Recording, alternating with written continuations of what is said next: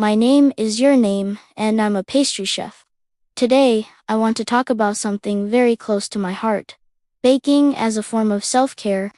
In the fast-paced world we live in, finding moments of peace and genuine connection with ourselves can feel like a luxury.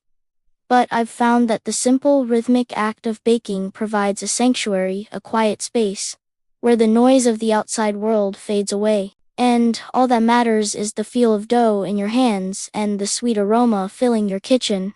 It's more than just creating something delicious. It's an act of mindfulness, a way to nurture your own well-being, one recipe at a time. Baking is a deeply sensory experience that anchors you firmly in the present moment. Think about the process. It begins with gathering your ingredients: the weight of the flour, the fine grain of sugar, the cool smoothness of an egg. Each element has its own texture and purpose. As you measure and combine them, you're engaged in a focused, almost meditative task. The sound of the whisk against the bowl, the gentle hum of the mixer, the sight of ingredients transforming into a cohesive batter, all of these details demand your attention. This focus pulls you away from looping anxieties and digital distractions. You can't scroll through your phone when your hands are covered in flour. You can't dwell on a stressful email when you're carefully piping frosting onto a cupcake. This forced presence is a powerful tool for calming a busy mind, allowing you to simply be, right here, right now. There is a unique and profound satisfaction that comes from creating something with your own hands. In a world where so much of our work is digital and intangible, baking offers a tangible result. You start with simple, raw ingredients, and through your effort and care, you transform them into a beautiful, delicious creation. This process gives you a sense of control and accomplishment that can be incredibly empowering, especially on days when you feel overwhelmed or unproductive. The act of following a recipe, of bringing order to chaos, provides a comforting structure. And when you finally pull a golden brown loaf of bread or a perfectly risen cake from the oven, you have physical proof of your ability to create something wonderful. It's a small victory, but these small victories accumulate, building confidence and reminding you of your own capability.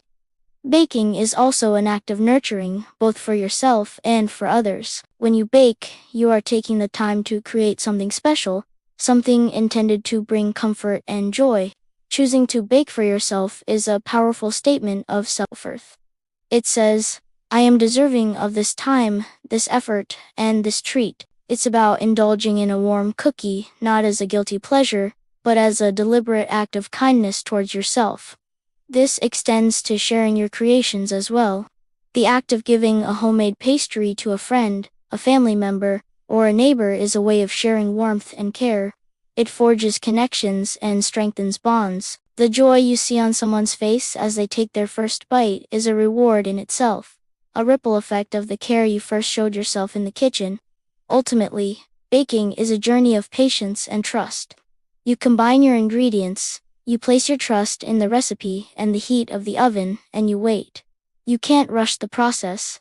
Bread needs time to rise, and cakes need time to bake. This teaches us to slow down, to be patient, and to trust that, with the right care and conditions, something beautiful will emerge. This lesson extends far beyond the kitchen. It reminds us that growth and healing also take time. Just as you can't see the cake rising inside the oven, you can't always see your own progress.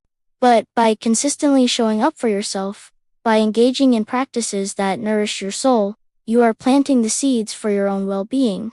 So, the next time you feel the need to reconnect with yourself, I encourage you to step into your kitchen. You might just find that the simple act of baking is the sweetest form of self-care there is. That's all for today. Thank you.